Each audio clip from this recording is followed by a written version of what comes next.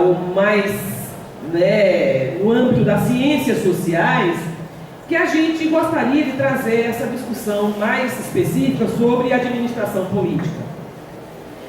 Então, o que é que a gente tem discutido, né, em conjunto com vários parceiros, inclusive aqui o grupo da Estadual da Paraíba, né, liderado por Geraldo, é tentar construir bases teóricas, epistemológicas e metodológicas da administração política. Esse esforço que a gente vem fazendo é um esforço antigo, é um esforço que data de 1993, não tão antigo quanto João Paulo, que iniciou esse movimento. Não foi um movimento, João Paulo não fez um movimento, ele fez uma tese, uma dissertação, e esse material, quem está disponível na internet, vocês vão ver que ele coloca na apresentação, que é um material para aula, é um manual para estudante, só que é um manual muito sofisticado, porque ele fala de política, de ciência política, ciência social, né?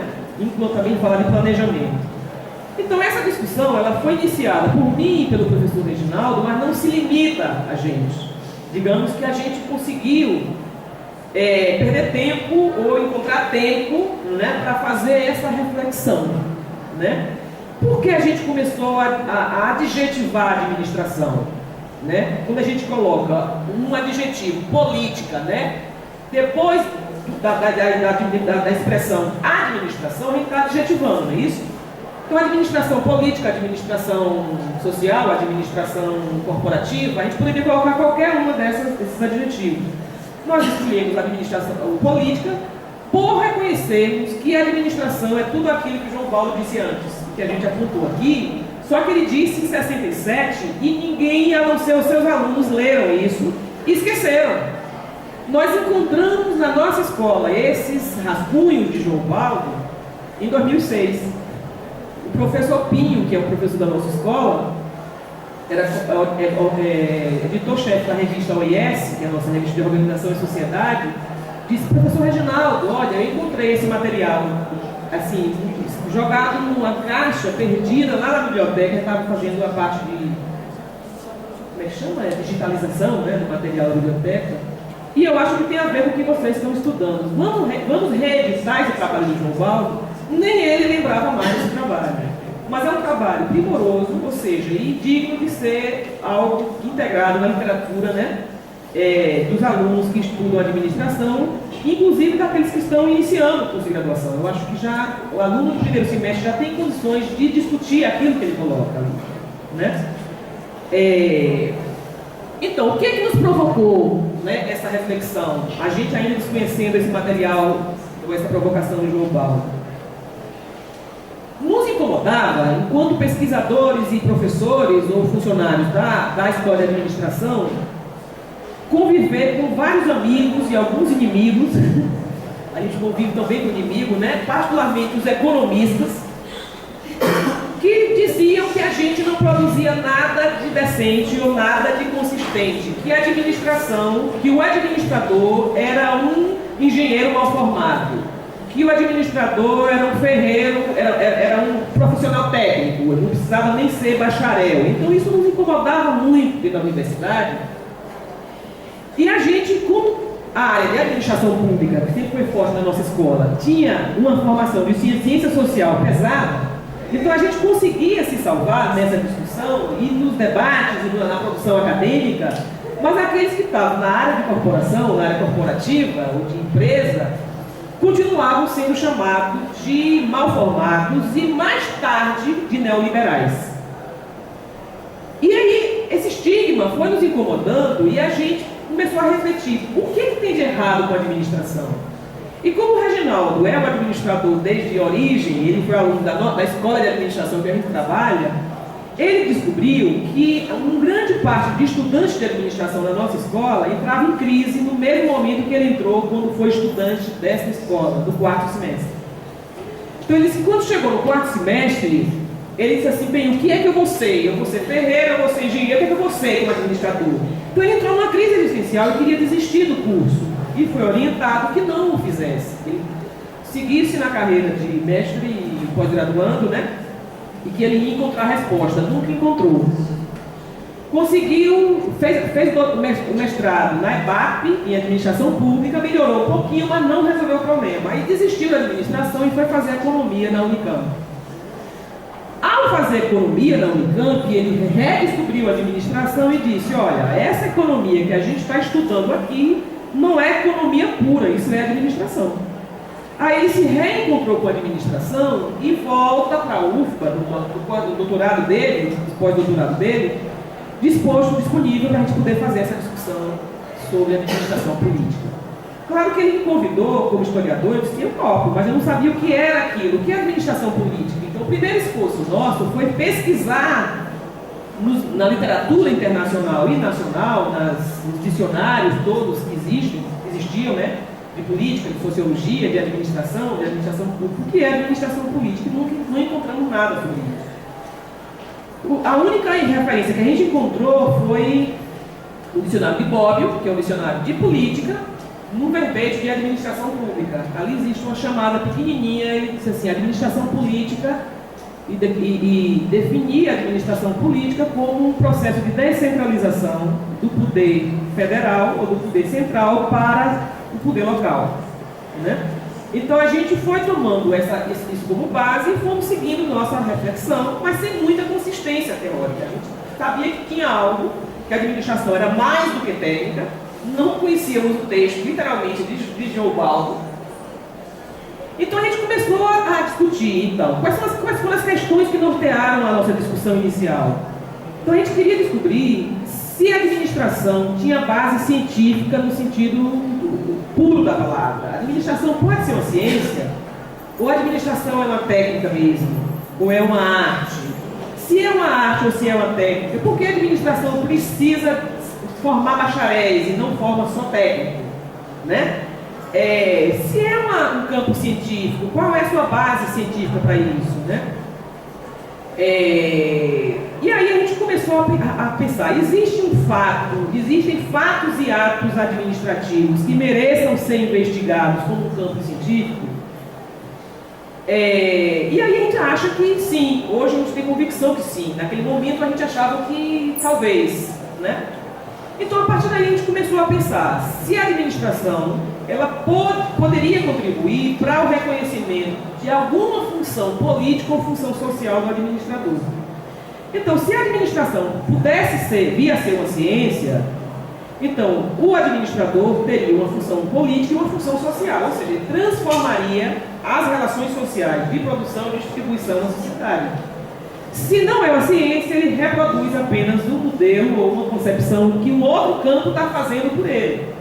Que poderia ser a economia, poderia ser o direito, poderia ser a filosofia, né, a sociologia, né?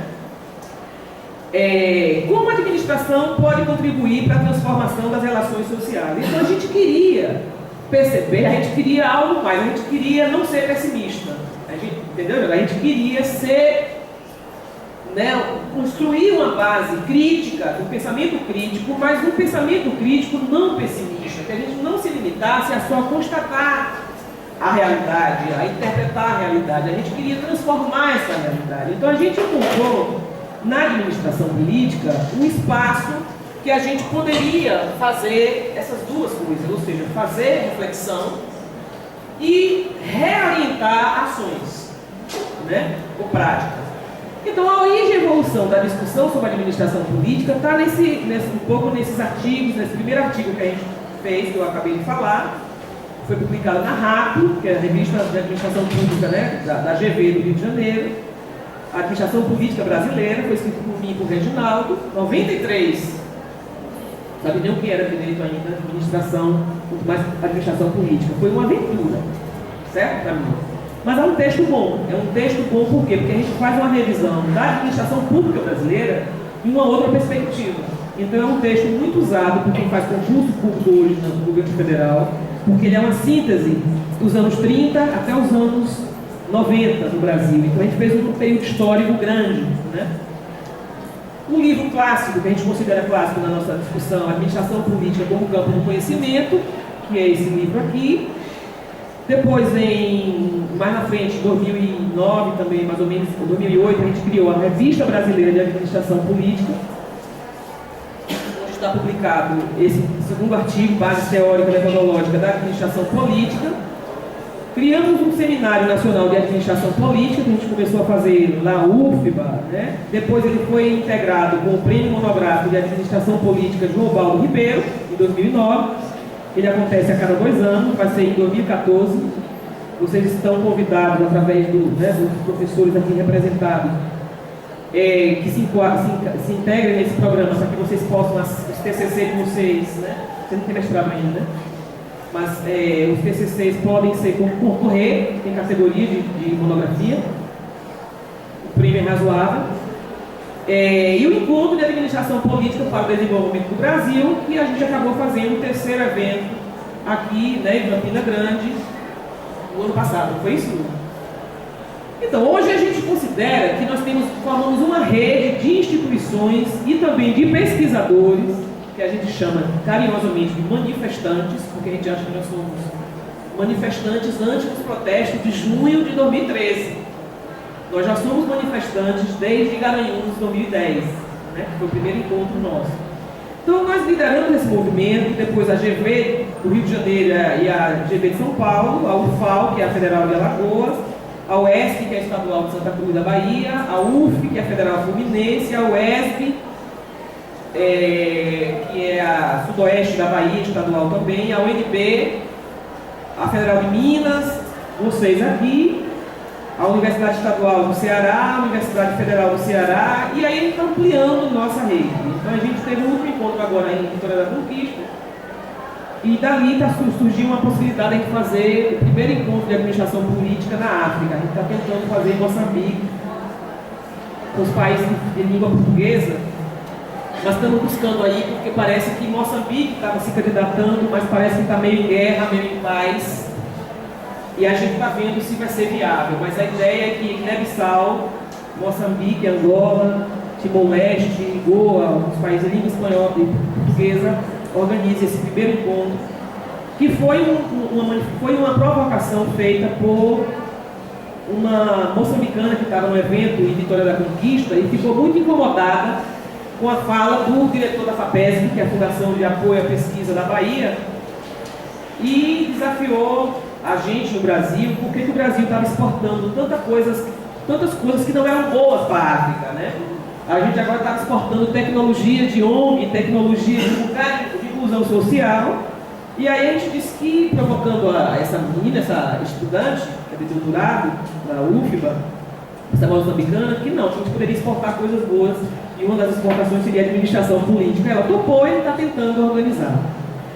Então, gente, a gente começa, né, essa discussão sobre a administração política discutindo qual é o objeto científico da administração.